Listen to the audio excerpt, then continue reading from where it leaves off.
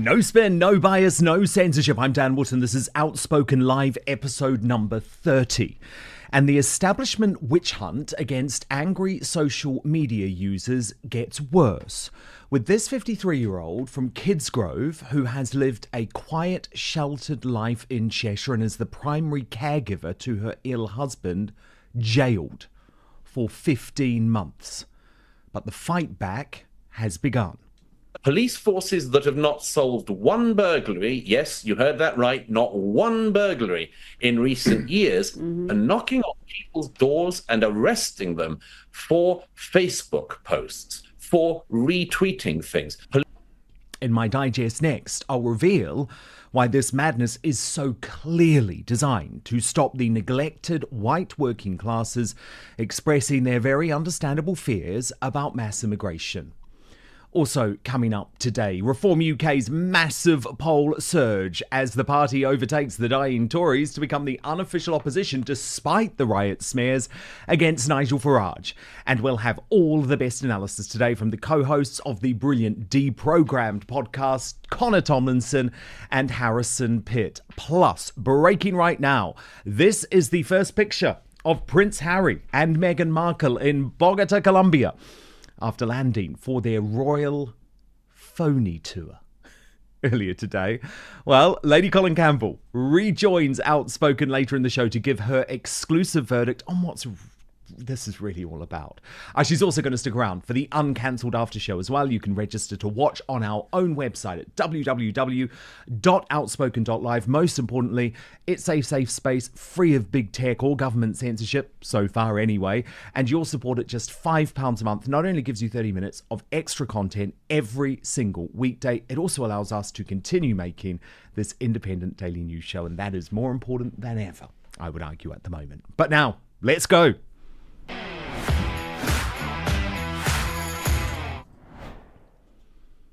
This is Julie Sweeney, a 53-year-old from Kidsgrove who has lived a quiet, sheltered life in Cheshire and is the primary caregiver to her ill husband.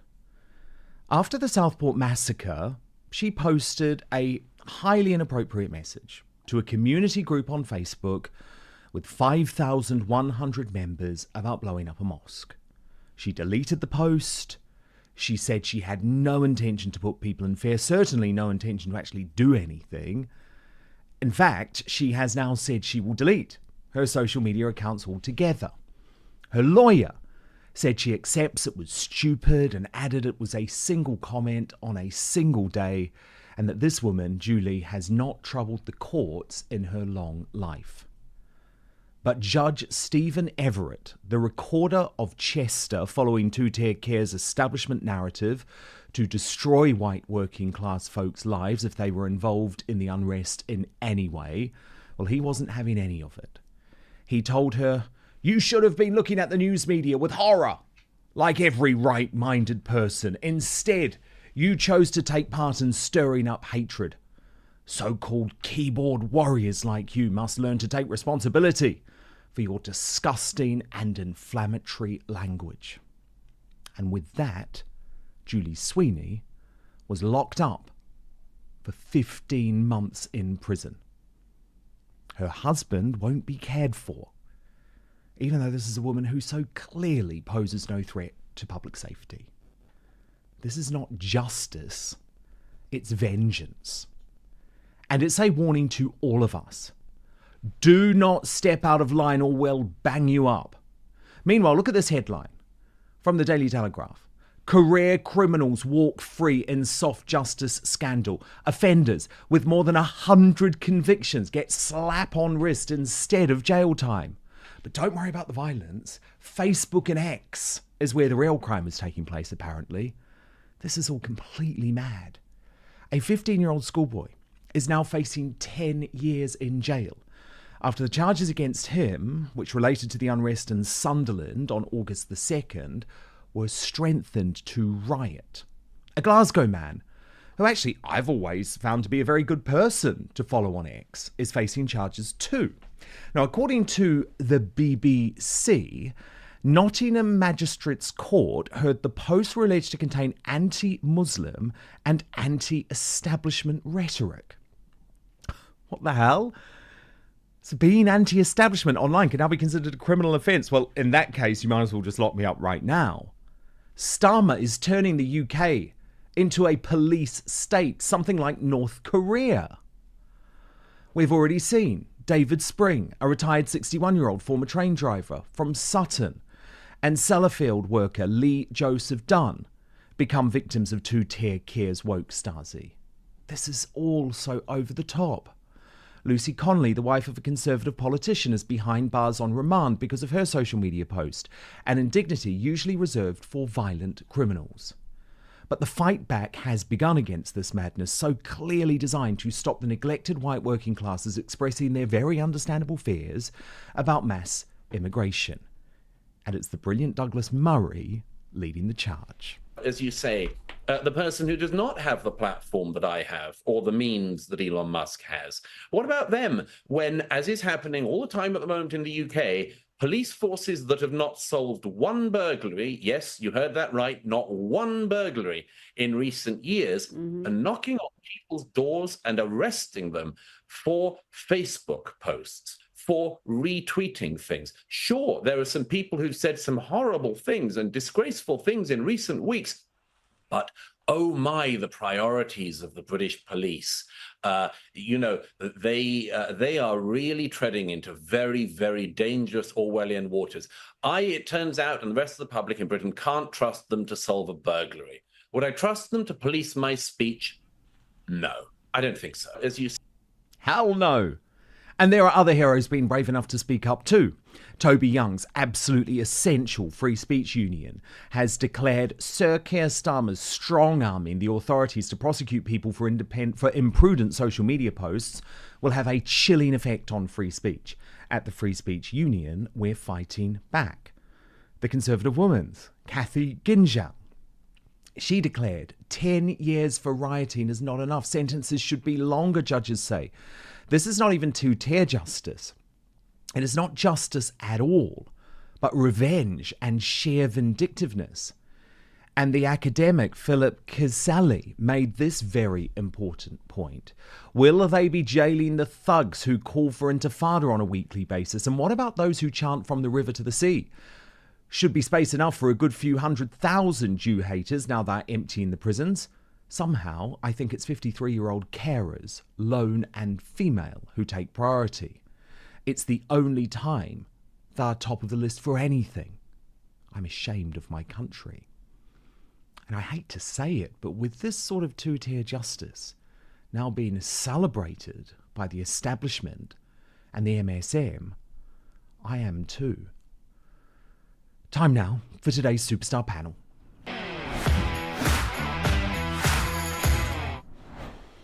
And today I'm delighted to be joined by the co-hosts of the New Culture Forum's brilliant Deprogrammed. I was delighted to appear on their programme, I think it was last week or the week before, but check that out after the show on the New Culture Forum.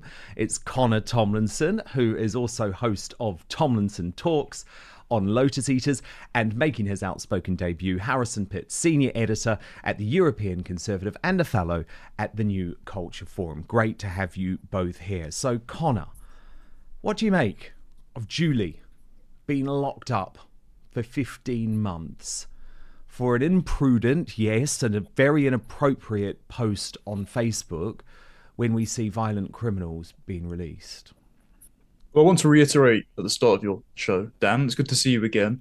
This is why Harrison, all of my colleagues over at Lotus Eaters have always said, do not do anything stupid in regard to these riots or even the protests.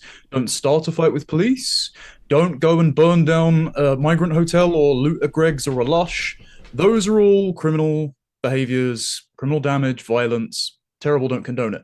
But also, even if you are grieving over the poor girls that were murdered in Southport, even if you are frustrated by the privileging of Islam by the financial and legal sector over the native British population, and even some of its grateful house guests like the Jewish community in this country, even if you are enraged by all of those things, do not say anything that incites violence or is inflammatory out of the ordinary, because this regime is looking for an excuse to crush you beneath its boot. And so that is an unwise thing for her to do. However, considering we had Daily Mail reporting about 2 weeks ago that a 14-year-old boy was stabbed to death, and one of his killers got, 8 years? Another of his killers got his sentence downgraded to manslaughter, got given 2 years, but under Labour's plans to act like Bane from The Dark Knight Rises and free the prisons of all of their psychos, he's now being let out after 6 months. Bearing in mind, some of these people that have put up social media posts and been arrested for inaccurately sharing the identity of the stabber not being the second-generation Rwandan immigrant, but some Muslim asylum seeker, which was wrong. Some of those people are looking at charges that are far longer even than that. So you can be party for murdering a teenager and get a shorter sentence and be out on the street, but if you put something naughty on social media, you will be locked up. This is insane.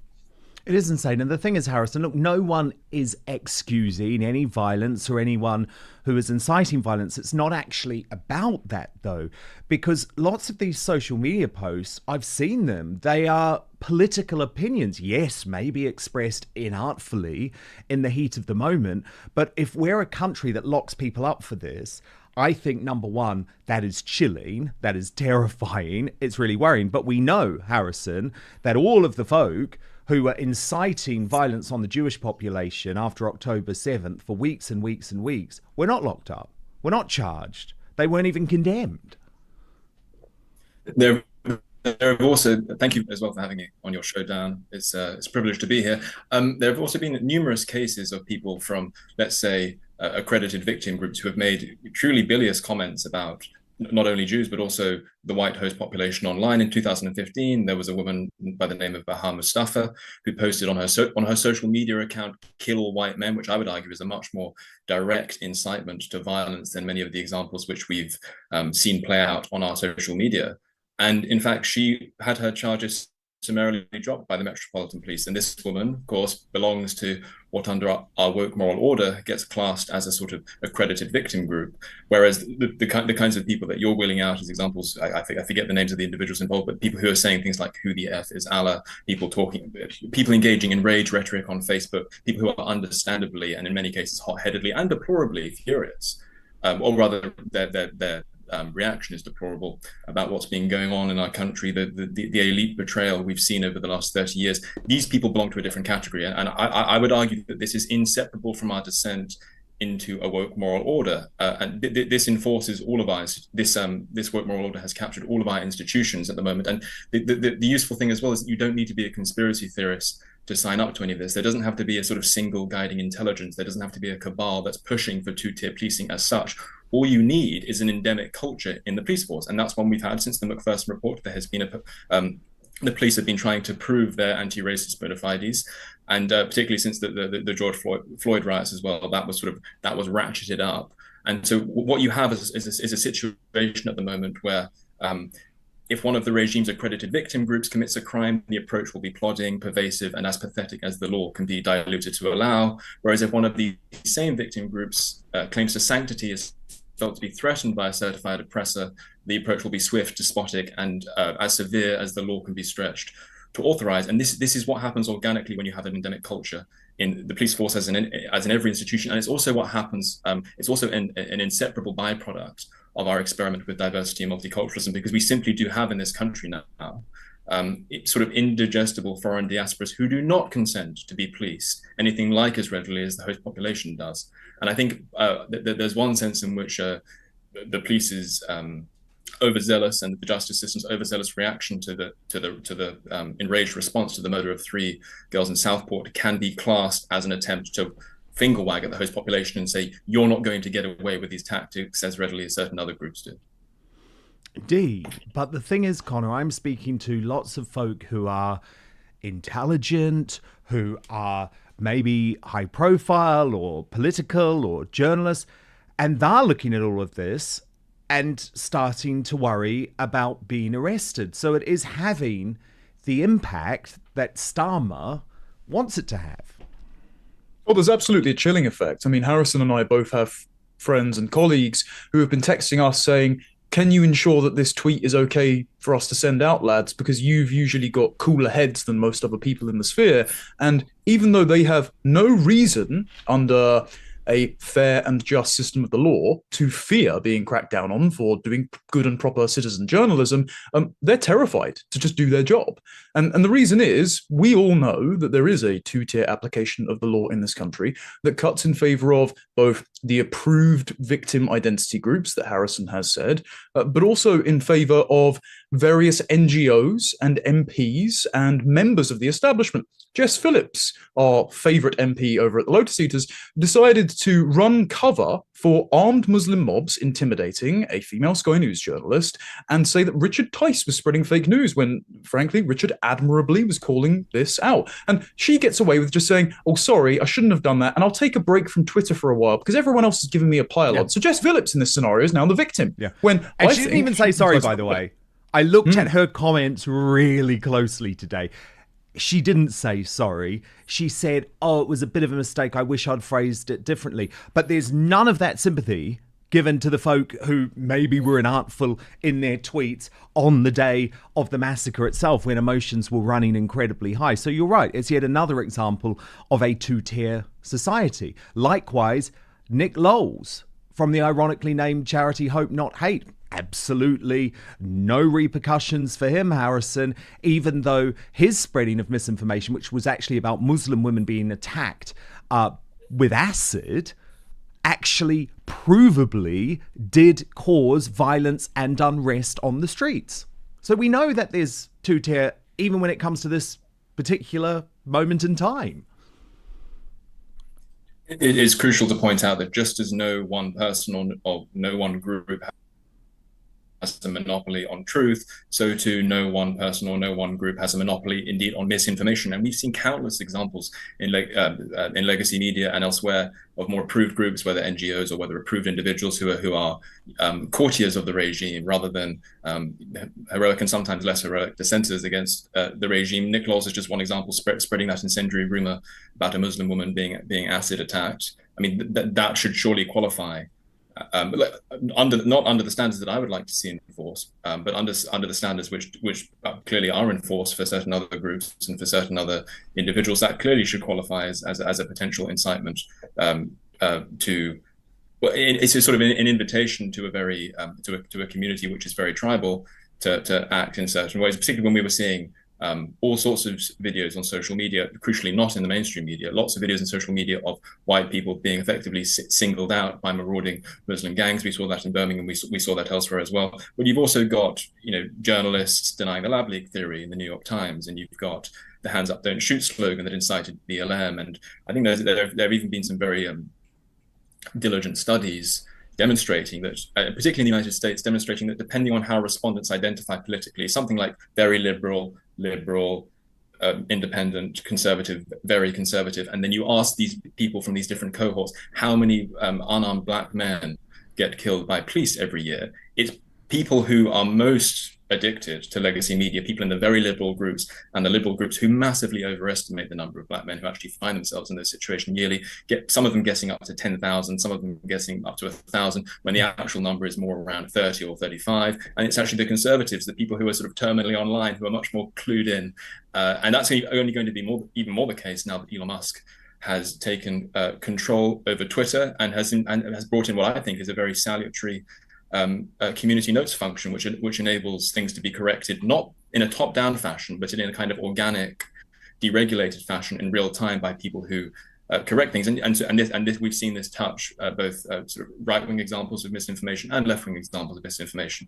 But the second point, and the final point I would want to make as well, is that even the people who are picked on by our legacy media for having incited these riots. So, for example, Tommy Robinson's name crops up a lot.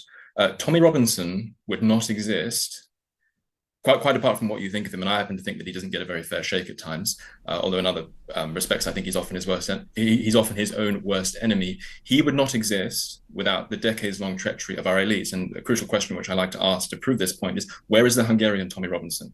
He doesn't exist. It's because the Hungarian elites have done a good job at honoring their people's wishes ever since their liberation from communism in 1991. Our elite has done a bad job, and so it saddles itself with these secondary problems of people who, frankly, probably shouldn't be in politics. Tommy Robinson should be an anonymous Luton fan. None of us should ever have heard of him. It's only because of people like Alastair Campbell, people like Blair, and I'm sure we're going to get to these figures earlier, that these sort of secondary problems, if you want to class Tommy Robinson as a problem, exist at all. Almost none of what gets tarred as far right would exist without the treachery of our elites. But then you've got the mainstream media, Connor, doubling down on this narrative that it's completely wrong to question mass immigration at all. I want to show you this column from Maya Goodfellow in The Guardian, which has one of those headlines that you would probably think were a spoof if we knew The Guardian wasn't so crazy. It was headlined, "We keep hearing about legitimate concerns over immigration. The truth is, there are none." So we shouldn't even be having this conversation, Connor. Yeah, I got sent this article and someone said, "Oh, do you want to cover it for Lotus Eaters?" And I just thought, frankly, this is not convincing anyone except their increasingly insane and dwindling readership. The only thing that I would focus on are who gets invited to Parliament and what the MPs themselves are writing in the papers, or their preferred heads of the NGOs. And I say that because Nick Lowles not only hasn't been arrested, Hope Not Hate were invited to Parliament earlier in the week to give a dossier on thought criminals like presumably me, because I have a page now, you, Dan, because GB News is in their State of Hate report. So despite spreading false information that probably led people to be attacked on the basis that they were white by Muslim retaliation gangs, they get invited into the Big Tent Club. And then David Lammy takes to the Times and has the audacity to tell English people, because when they say far right, they mean the English working class who refuse to have their identity dissolved into the multicultural melting pot. He had the temerity to tell English people whose ancestors have been here for millennia that they are the ones that need to assimilate, because actually Britain and England is a nation of values, and those values just happen to be liberalism, multiculturalism, tolerance, and universal love for all mankind, including all of these communities which don't seem to meld with the liberal dream all that much. So notice what the politicians themselves are saying, not just their insane acolytes in The Guardian. Like, what they're trying to do is rob the indigenous English, the host population, of an entitlement to stick up for their history, their heritage, their identity, and their homeland against hordes of invaders who would like to commit crimes against their family and have the audacity to rob them of their pocketbook and live at their expense. I think it's disgraceful. Well, yeah, and by the way, not just want to commit crimes, have committed crimes, have committed some of the worst atrocities in modern British history, from the Ariana Grande concert to 7/7. It's not as if this is an irrational fear. It's happened. You know, we've seen the consequences of it. But look, it's really interesting, Harrison, to see what happens too when a true freedom fighter, and there aren't many, ends up in the mainstream media. So this is what happened and how Claire Fox was questioned on Newsnight last night. Have a look and I'll get you to react off the back. Are you saying that there's from your perspective, the libertarian perspective, absolute freedom saying whatever you want to without consequences, even if it incites? First of all, incitement is a particular and very specific. I'm going to instruct you to go and, I'm telling you to go and burn that mosque down, right? Yeah. That's incitement. That is against the law. Yeah. Some of the things that people are being, right, to use an example today, because you actually said a 53-year-old woman, the judge actually said, I'm finding this difficult. He's actually sent her to prison for, I think, 18 months. She's a sole carer of a disabled person. She's basically a quiet person who said something really vile.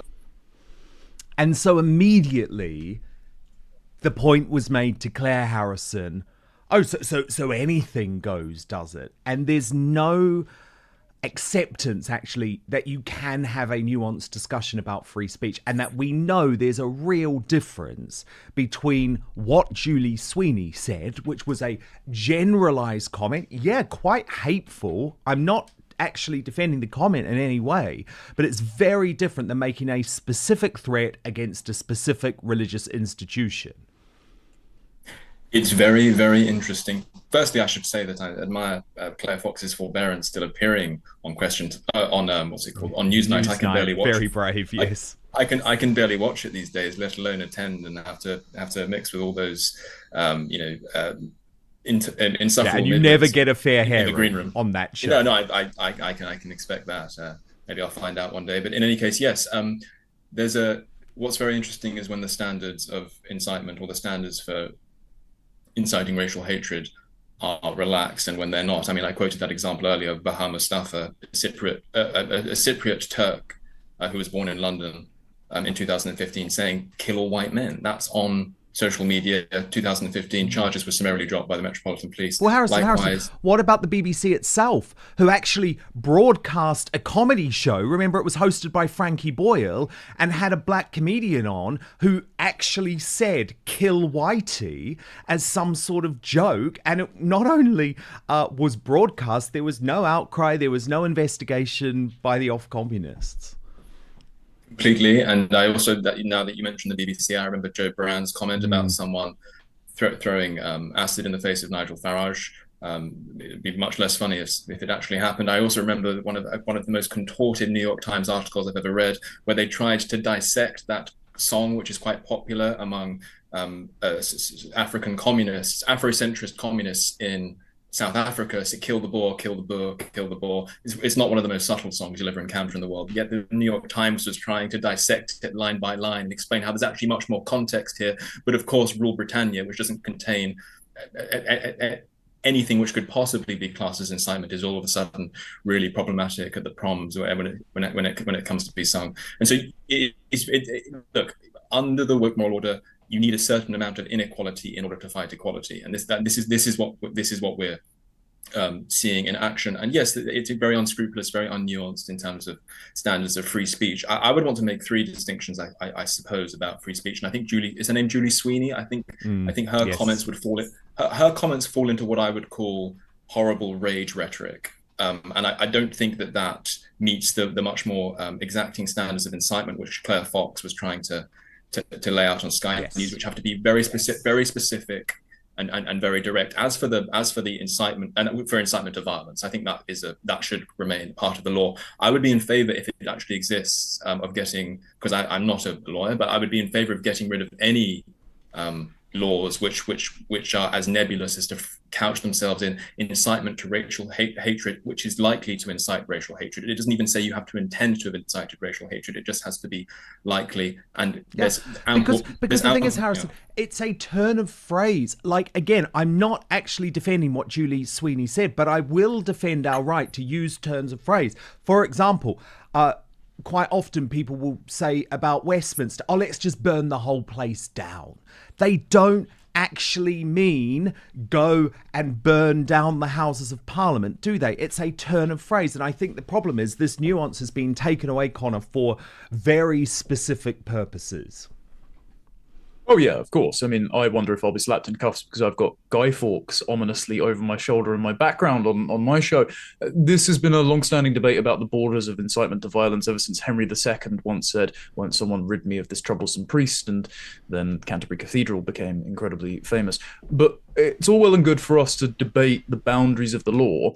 The thing is, with the law, it doesn't matter. As Joseph de Maistre once said of constitutions only matter insofar as the people who wrote the documents are still around to uphold their values. If the people who are living under the law don't believe in the fairness of the common law system, if they don't believe in just the fact that the values of a nation are those held by their host population, they can't just be chopped and changed and showered upon someone if they step through Gatwick or Heathrow. The law no longer matters. It's just who is applying the law that matters. And we know all of these judges are usually captured activists. We saw this with how the Supreme Court handled not only the Brexit litigation, but their recent ruling in favour of insane climate activists that ensured that now every time we drill for North Sea oil, you have to take into account hypothetical emissions out into the future, shutting down our ability to be energy independent. The law is a tool of activists. It's no longer a tool of justice. Yeah. And we should all do well to recognise that. Totally, because what about all of those eco-terrorists who turned up at the bank with hammers and caused £500,000 worth of criminal damage and were let off by the judge? So again, there's loads of examples of this two-tier policing. But look, I think what's really interesting is that the public are completely out of step, as ever, with the mainstream media on this, as the latest political poll shows. And I know it's very early in the cycle, but given what's going on, I think this is really significant. Labour slump 6 points. No change for the Conservatives. But look at what's happened to Reform UK. Now the unofficial opposition surging 5 points. And Harrison, that's despite the unhinged criticism trying to blame Nigel Farage for the riots.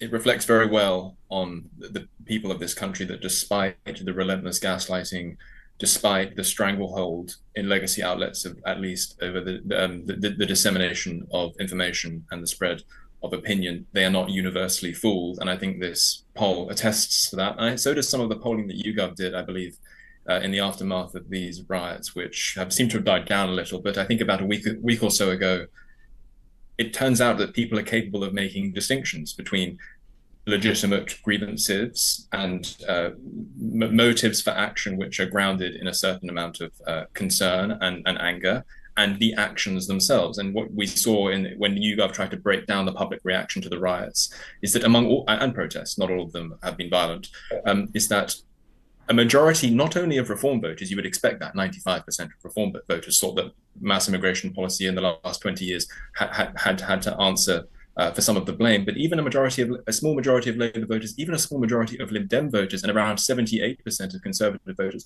also thought that mass immigration policy in the last 20 years was partly culpable. But they managed to combine that with when polled with opposition to the riots themselves, and so the public are wiser than they're given credit for.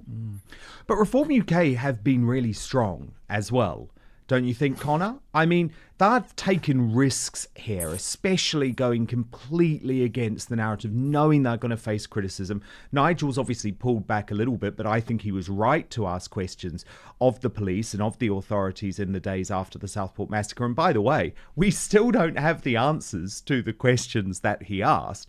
But you've also had Richard Tice being incredibly strong on two-tier justice, specifically when it comes to the case of the two guys at Manchester Airport who we saw with our own eyes beat up the police and still haven't been charged with a crime. We've had Rupert Lowe doing some really good work as well. So I actually think Reform UK deserve this surge.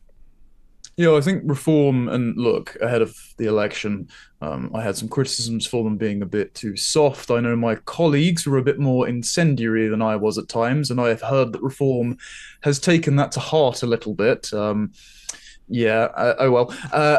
think Reform are finally fitting the mould of the party that they need to be. And that is the party that represents the interests of the indigenous population who are having their interests and their identity erased in the name of turning the entire UK into some big airport lounge that people can just come and go from. And it's indistinguishable from everywhere else. Actually, we quite like our country. We like the rule of law. We like our little Anglican coffee mornings sometimes. And so I think that Richard Tice coming out and saying, no, we shouldn't denigrate the armed police officers for responding with strength, because for all we know, this chap could have grabbed his gun and he was right to do so and he should get a medal. Rather than them towing the line, as the Conservatives have done, rendering themselves an non-entity despite having a public leadership election going on, I think they're doing the absolute right thing. I think Farage is doing these addresses and presenting himself as a statesman in waiting. And I think what they need to do is go on the offensive as soon as Parliament comes back. And the only misstep I will say is in saying we need a debate about mass immigration. We need a referendum about it. No. We all know it's awful. We've got the reports that it's an economic detriment. We know who's committing the crimes. What we need now is legislation. Reform should be drafting oven-ready legislation to ensure that they can have parliamentary debates about this and make it so that if Labour shoots this down, it's on Labour and they are alienating their voters, where Reform are in the heartlands of the Labour heartlands, where Reform is second. That is the strategy to do. And I did see Ben Habib this morning actually disagreeing with Richard Tice over the idea of a referendum. He agrees with you, Connor. He says we don't need it. The British public have made their mind up already, and including in multiple general elections. Harrison, do you think, though, and look, I know it's a long time away, but do you agree with me that Nigel Farage certainly has a good chance of being Prime Minister come 2029 when you look at this environment and you look at the early polling and you see how well Reform UK did in those Labour seats? I think they came second and well over 90 with only a few weeks of campaigning. Yes, and I might have my figures slightly wrong here. It was either, I think, in 2/3 of seats which Conservatives lost, Reform had a vote share which, if you added it to the Conservative vote share, it would also have defeated Labour. And so it will also, a lot will also depend. I certainly think it's likely, to answer your question directly, Dan, I think it's likelier than it was around a month ago, because I think public opinion and public sensibilities really are up for grabs in this moment in particular, and I'm sure there will be many other flashpoints over the next 5 years that Reform, electorally at least, can take advantage of. They just need to play their cards right, try not to fall into certain habits that the Conservatives have indulged in recent years. My main concern with Reform is that in their effort to professionalize, which is very important, you need to be a professional outfit. You need to have a national infrastructure. You need to make sure that you haven't got cranks in the movement who are an optics nightmare. But my real concern is that in their efforts to professionalize, they will end up neutering themselves as a political movement and become something roughly equivalent to the Tories in turquoise, and that's not what we want. And so far, over the last 3 or 4 weeks, I would say that the trend lines have been positive along those criteria. Yeah, no, I totally agree with that, but that's why I've been really happy to see them doing the opposite of that, actually, over the past few weeks, despite all of the criticism from the mainstream media. And I hope they see this polling and think it's working. Let's ignore the criticism, because we've got to represent the real people of Britain. Now, I want to move on to this extraordinary row between Douglas Murray, the academic, the author, the Spectator columnist, and Alastair Campbell, the man who led us into war on a dodgy dossier. Now, it all was sparked by this interview that Douglas Murray gave about what had happened in the Southport massacre. So in case you missed it, here's a reminder of what sparked all of this feud. Tell you, the worst thing for me is it's exactly what I said would happen. And the reason I wrote The Strange Death of Europe, and the reason I banged on about this for years beforehand, was I said it is so obvious what is going to happen. Yeah. And it gives me, I was so angry watching it when it could have been stopped. Yeah, it could have been sucks stopped. to be right about something so bad. I wanted to be wrong. However, there is a deep distrust among the political class in the UK about the British public. They really don't seem to like them. They really don't seem to like them. They're so eager to attack the general public and cover over for anything. Now, Alastair Campbell went completely mad over this. He copied in the Metropolitan Police, saying that Douglas Murray should be arrested. He compared him to Goebbels, the Nazi propaganda tweet. Well, overnight, Douglas Murray has responded. Watch. What is going on in the UK, and do you fear that police are scrutinising your tweets and interviews and things you've written? Well, all that caused this was the fact that I've used my eyes in recent decades, and I've also used my pen. And I have described what has happened to my country of birth, Great Britain, and the continent of Europe, and indeed the wider developed world, and the challenges that come through illegal and legal mass migration. That's not all migration, but illegal and legal mass migration.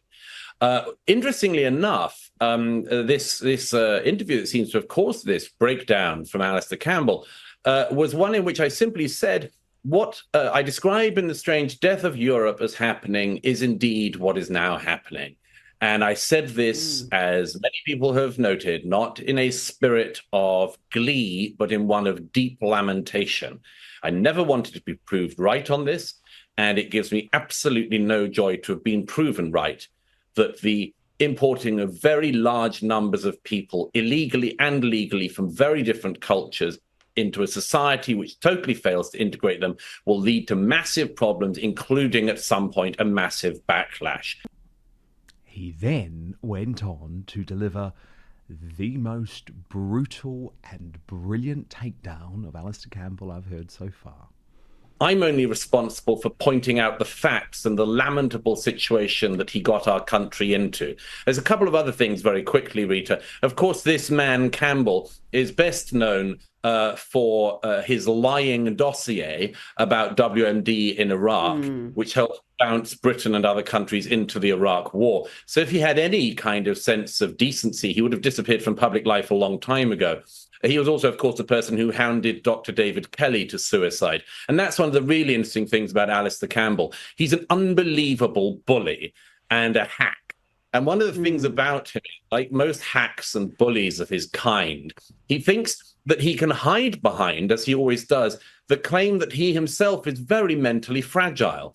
One of the interesting things about that is he can chase people like David Kelly to suicide. But if you criticize Alastair Campbell for his frequent bursts of utter insanity, he says that you are using his mental health against him. He's a totally sick individual on every possible level. I make no apology for pointing out the terrible things that he and his friends did to my country. Here. And of course, Alastair Campbell has joined the annoying leftist bores threatening to leave X. He wrote on the platform, of course, like a lot of people, and thinking about leaving Xter, given how truly awful it has become since Toy Town Trumpy Fash Boy Elon Musk took over, staying for now on the grounds you should fight the far right wherever they are, but meanwhile have set up with Blue Sky. So if you're already there, please do follow me. I've got no idea what Blue Sky is, have zero interest in it. But Connor Tomlinson, I did point out earlier that since he posted that X yesterday, he has already made 7 new posts on the platform. So he's not going anywhere, is he? What a victory for Douglas Murray, I think we can both agree. Right, anytime some leftists said that they're going to leave the platform, Lewis Goodall did it earlier this week. It's like a smack addict itching their arm and saying, don't worry, I've ditched the tourniquet and the spoon, so I'll be absolutely sure not to take any more heroin while they're eyeing up a brick in the corner. Look, Douglas is fantastic. His rhetorical takedowns are excellent. I texted him before he actually went on this Sky News Australia thing, and he unfavorably compared these sort of people to dementors trying to come for his career, and vampire from in their irrelevancy, because they seem to have gone absolutely everything right from foreign policy to immigration policy in the last how many years, his IQ points and his fame. Alastair Campbell, I think the man should be held culpable for being party to the murder of thousands of Iraqis and British servicemen, frankly. And as with things happening in politics these days, I'm proud to say I also ratioed him on X by pointing out that Douglas Murray wrote The Strange Death of Europe because he lamented a civil conflict happening and wanted to stop it. Alastair Campbell lied in the dodgy dossier and encouraged a war to happen, and he's the one that's saying Douglas Murray should be held accountable for inciting violence. Not really washing with the British public, I don't think. No, indeed. Harrison, what did you make of this row? I must say, we're still waiting on a whole raft of celebrities to leave the United States after Donald Trump. After Donald Trump was elected in 2016, that's a promise they regularly make as well. Not only that they will leave these private platforms, but that they will leave their own countries, such as their horror, until they discover that, in fact, it's actually far more lucrative to work on The View or work on CNN or work on MSNBC and howl and spend all day howling about Donald Trump's calumnies. Yes, I was not impressed by Alastair Campbell's interventions into the debate, and I was very impressed by Douglas Murray's as ever. And it goes back a little bit to what I was saying earlier about no one having a monopoly on truth and no one having a monopoly on misinformation. There are sort of two theories of truth which are kind of conflicting against each other in our society, and I would argue that Alastair Campbell represents a sort of top-down theory of truth. Like, truth exists in this sort of weird, abstract, mosaic realm, and we have these especially qualified members of the nexus of media, cultural, and political elites who just have truth wired into them and implement it in a managerial style onto the population. And therefore, censorship is in fact very compatible with that theory of truth, because there isn't a belief, as there is on the second theory of truth, which I'm much more a subscriber to, and clearly Douglas Murray is as well, and I think Elon Musk is too, that human beings are tricky, and truth emerges from clashes of different perspectives, people comparing notes with one another. And I should say that I'm against the top-down theory of truth in principle, but I'm certainly against the top-down theory of truth if the enforcers are going to be unhinged, terminally dishonest ideologues like Alastair Campbell. Yes, very good way to put it. Very good way to put it. Such a pleasure to have both of you today. Harrison Pitt, Connor Tomlinson, they are the hosts of Deprogrammed on the New Culture Forum. It was a great pleasure to be a guest with them. Was it last week? Gosh, so much has been going on, all the week before. But you can find it on the New Culture Forum YouTube page, and I hope to have you both back on Outspoken very soon. Thank you so much. Now, breaking right now, Harry and Meghan have arrived in Colombia on this fake, phony royal tour. And you know who you want to hear from about this. Lady Colin Campbell. She's here in just 1 minute. But you know I've only promised to talk to you about products on this show that are actually life-changing. This one is a bit more personal, but the guys watching will completely understand.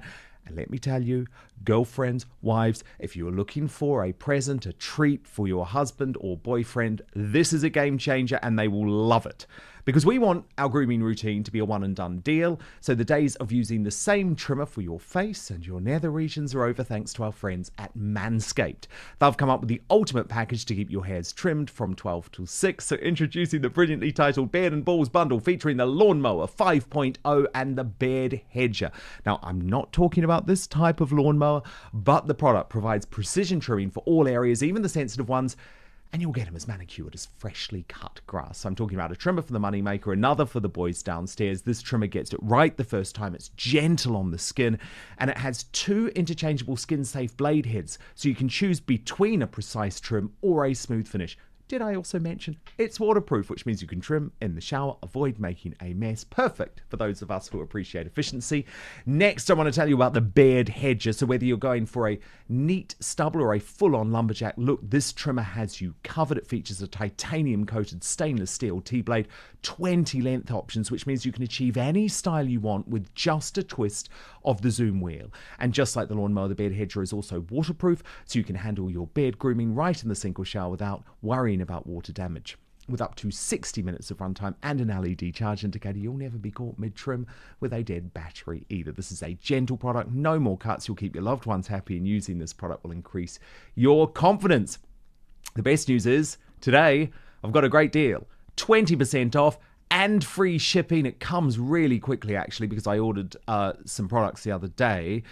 Very, very quickly delivered, beautifully packaged. You just have to use the code OUTSPOKEN at the checkout. You'll get 20% off everything via the website www.manscaped.com. So let me repeat that, www.manscaped.com. Use the code OUTSPOKEN at the checkout. No more juggling multiple tools or dealing with subpar results, just efficient, effective grooming wherever you need it for the premium grooming experience. Trust Manscaped. But now, back to the show, and it's time for our Royal Mastermind.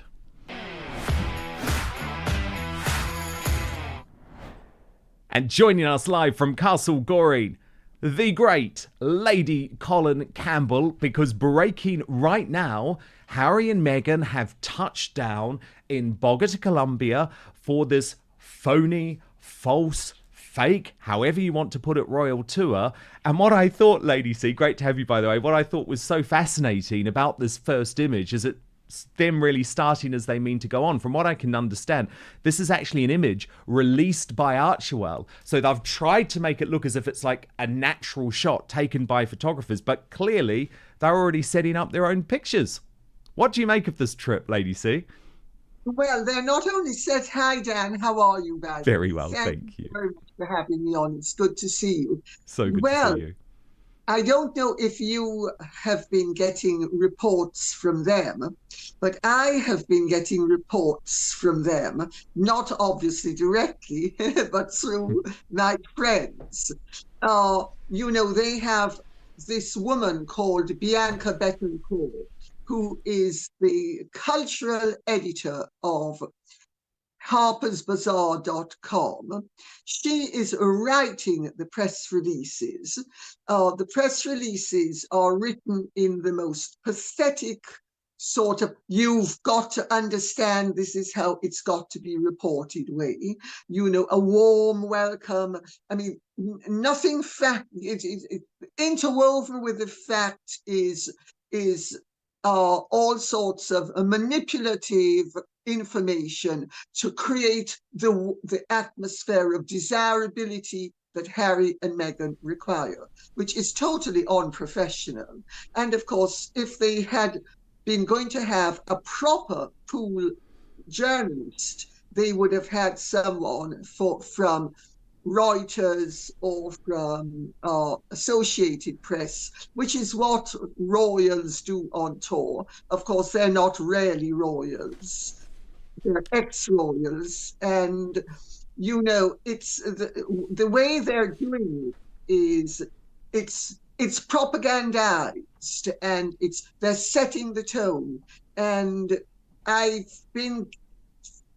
friends of mine are feeding me the information that Harry and Meghan are feeding them.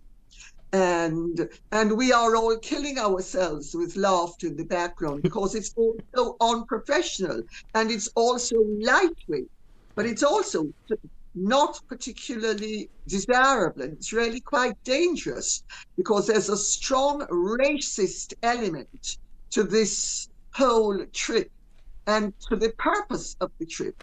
If you listen to what Francia Marquez has had to say, she's the vice president of Colombia, isn't she? Yeah. Yes, she is. And she is the one who claims that she asked them. She asked them, having been prompted by Meghan to ask her. You know, but obviously both Francia Marquez and Meghan share a lot in common, including the need to twist the narrative and to propagandize.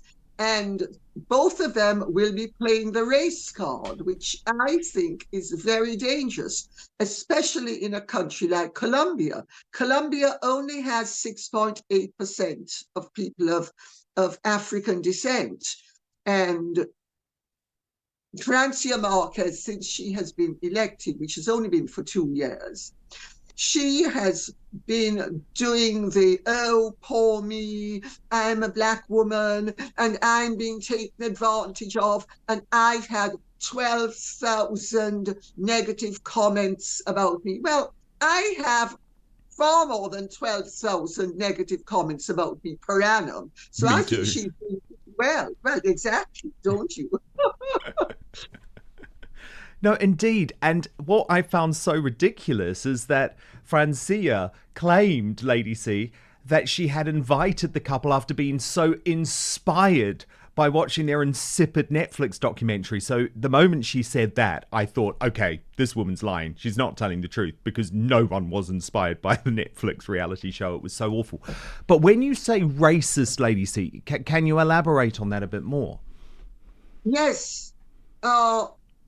I have friends and relations who are Colombian, so I have some insight into what's going on in Colombia. And this government is extremely unpopular. It's extremely inept. And she is, and it's to her credit, she is the first Black vice president of Colombia. And but she is using her race not in a constructive way, but in a destructive way, in a divisive way. And of course, she and Meghan are two peas of the same pod. Now, well, I was going to say, who does that sound like? Who does that sound like? Well, exactly. You know, mirror images, even though one has to sort of enhance while the other can just go au naturel. But you notice Francia Marquez goes totally naturel, while Meghan always makes sure that she doesn't. Definitely has to be straight. So are they being used as political pawns, Lady C, or do they want to be political pawns? Do you see what I mean? I think they are both using colour to advance their themselves politically and personally. Now, I mean, I'm Jamaican, Dan, as you know, and we had a very racially aware prime minister called Michael Mann, who was incidentally 3/4 white, and he used the colour card in the most destructive way, and Jamaica has never recovered from it. And it is something that people who have great ambition but don't have great ability and don't really have leadership ability and don't have the understanding of what leadership is all about. They will use conveniences like the race card. Michael Manley used it to become one of the 3 leaders of the Third World, along with Nyerere and Kaunda, who were both fully black, incidentally. But he wanted to be up there, and he was assisted by the Manchester Guardian and the British Labour Party, which was in power at the time, and he completely destroyed Jamaica's economy and Jamaica's reputation, invited in Fidel Castro. And we have now 2 women of color, one virtually white, the other obviously black, who are using color in what I regard as a Jamaican as a totally unacceptable way. You know, Colombia, like Jamaica, is a racially mixed society. It has a far smaller percentage of black people than Jamaica does. Jamaica has overwhelmingly, now that they chased out most of the white people, they have an overwhelmingly black population, but they didn't always have an overwhelmingly black population. And there's no way that the white population can be chased out of Colombia because it's rather too large a percentage of the population. But, and I am not saying that in developing countries that there are not underclasses that need to be promoted and that need their interests assisted. I'm not saying that because they absolutely do. But for somebody like Francia Marquez to be using color the way she's using it and inviting a race beta like Meghan to be assisting her in not only using color but also using censorship, you know, it's absolutely irresponsible, and it's going to do no good for Colombia. And ultimately, it's going to do no good for Francia Marquez, because she thinks she is embarking upon a distraction technique which will assist her politically. It's not going to. It's not going to. The Colombian people of all colors are sufficiently disaffected with the government to know that she is a race beta of the highest order. And saying she had 12,000 comments for the year, as if that's some big deal. I get 12,000 comments a week. Oh, totally. Totally. Couldn't agree more. And look, the pictures... Can I cut you and make a point before? Yes, please, please. Also, what she has completely ignored with all of this nonsense about cyberbullying is that the biggest race betas of all and the biggest cyberbullies of all are Meghan and Harry's Sussex squad. Yes. Totally. The irony.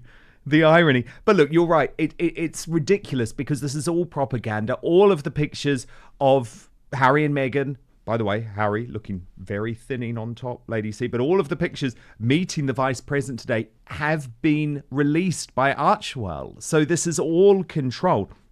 But then you have the Daily Mail. Why do they keep on doing Harry and Meghan's propaganda for them, Lady C, describing this tour as royal in all but name? Well, you know, Dan, I don't know if you have received the prompts that Harry and Meghan's people have been putting out, but and Bianca Betancourt is writing the script, and I have received the prompt for today with regards to the meeting. I've got it on my phone actually, but I can't. It will take too long for me to get it for you. But word for word, the Mail has quoted without changing anything. This is shocking journalism, you know, and doubtless People magazine will be doing the same. This woman is with Harper's Bazaar, so they'll be doing the same. And it's actually a distasteful exercise, very akin to the sort of propaganda that Goebbels used to do on behalf of another rather distasteful set of people.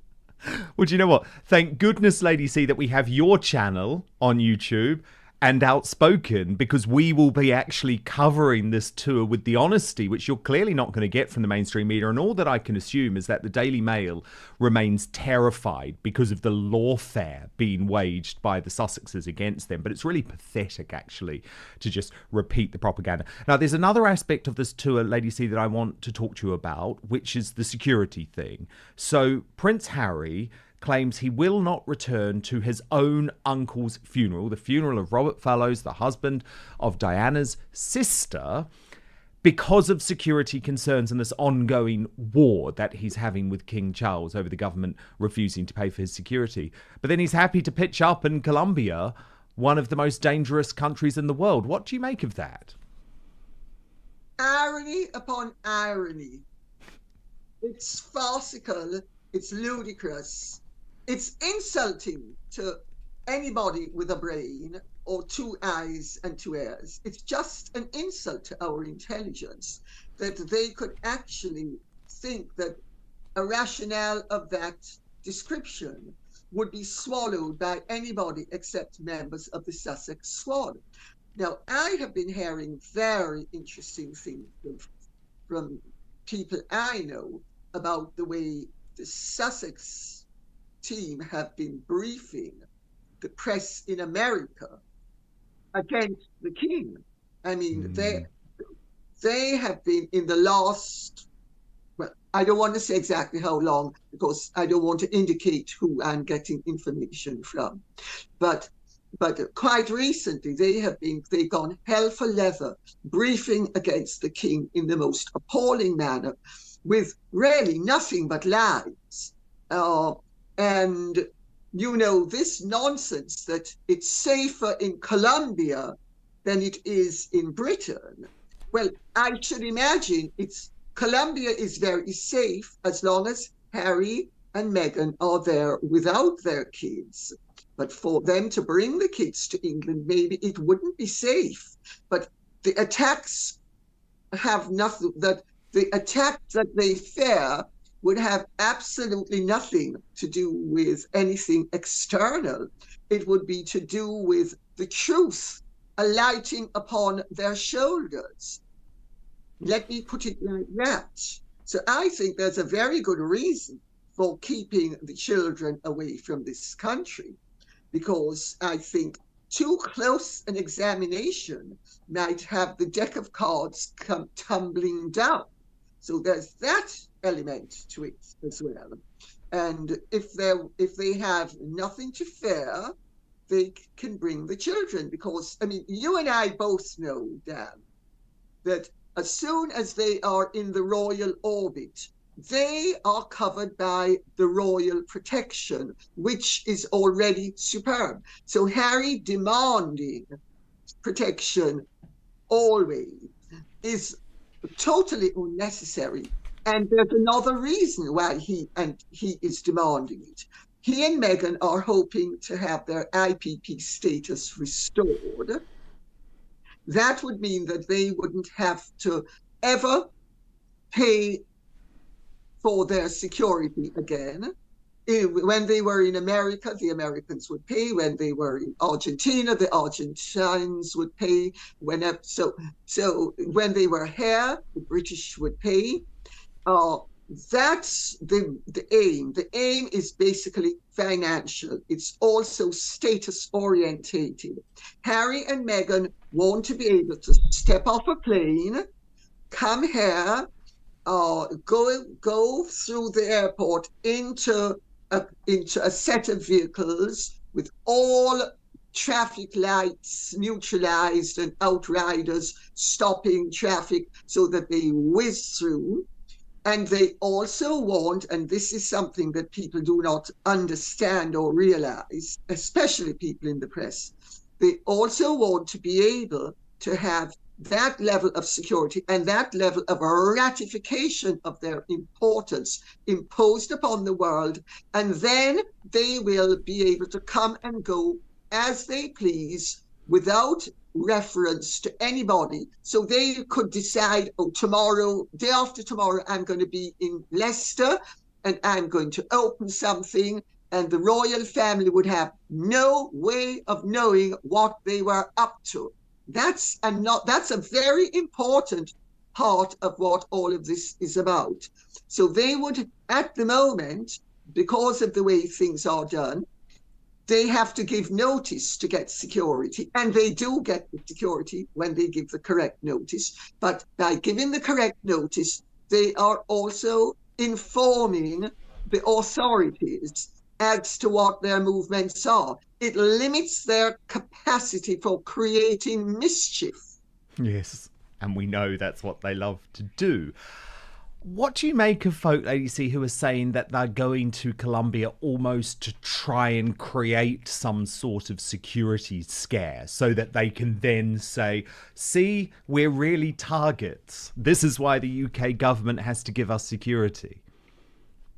Well, I think that's a fallacious argument, because the fact of the matter is, any incident that takes place in Colombia takes place in Colombia and not in the United Kingdom. So there are no parallels whatsoever. And I think if something happened, people would say, well, it happened in Colombia. They're the ones who went. They knew what the risks were. They went. It's got nothing to do with us. And why should we pay for them? Because also, even if they were on a royal visit as working members of the royal family, there would be liaison between Colombia and the United Kingdom. When the royals travel, they do not have their security people taking over from the host nation's security people. They may function in tandem in part, but the security of the visitor is to a large extent the responsibility of the host nation. So when people come up with all of that nonsense, it's cock and bull, Dan. It's cock and bull. Well, yes, indeed. Everything to do with them. Because the Colombian government is paying for the security for this tour. So the poor Colombian taxpayers, who are struggling quite a lot at the moment, they're having to pay for this publicity drive for Harry and Meghan and the Vice President. But Lady C, can I just ask you emotionally about Robert Fallow's funeral? I mean, wouldn't Diana be so let down? This is his uncle. And he talks all the time about the importance of family, and he talks about how he remains so close to the Spencers even as his own relationship with the royal family has deteriorated. Is there any justification emotionally for him not attending this funeral? Or is it just because he can't handle the thought that he'd have to be in the same place as Prince William and it would be awkward? Well, my understanding is actually, sorry, Dan, my understanding is that Prince William doesn't want to be around him. Yeah. And Prince William made it absolutely clear that he doesn't want to be around him. So even if Harry wanted to be there, it would be awkward, because William definitely does not want to be around him. I mean, I know some of what's going on behind the scenes and the briefings that are being done against Charles, and of course, by extension, William as well, by Harry and Meghan's people in the United States. And it doesn't make for pretty listening. And I have no doubt, if I know about it, that William knows about it as well. So there's also that going on behind the scenes. But, you know, Harry and Meghan, he's just an uncle-in-law. And even, I mean, Meghan didn't go to her blood uncle's funerals. She didn't go to her mother's brother's funeral. She didn't go to her father's brother's funeral. I mean, they're just uncles, you know, they're people to use, and after you've used them, you discard them. I mean, you know, important people like Meghan and Harry don't need to keep up connection, especially with corpses. I mean, come on, you know, they've long since passed their sell-by date. They're dead. They're of no importance whatsoever. Oh, very good. Very good, Lady C. Do stand by. Don't go anywhere. Lady Colin Campbell is sticking around, but it's very important to me that we have a safe space not patrolled by big tech where censorship and control runs deep. So that's why I've launched www.outspoken.live. It's our membership section where you will get a half hour of extra content after the main show every single day. So at this stage, we come off YouTube and Rumble, we move to our own platform to continue our conversation in the uncancelled after show. So all you have to do is register and then sign up, www.outspoken.live. Do make sure to hit subscribe too. I'll be back tomorrow at 5 p.m. UK time, midday Eastern, 9 a.m. Pacific live. I promise to keep fighting for you, but I hope to see you on the after show with much, much more from the irrepressible and incomparable Lady Colin Campbell.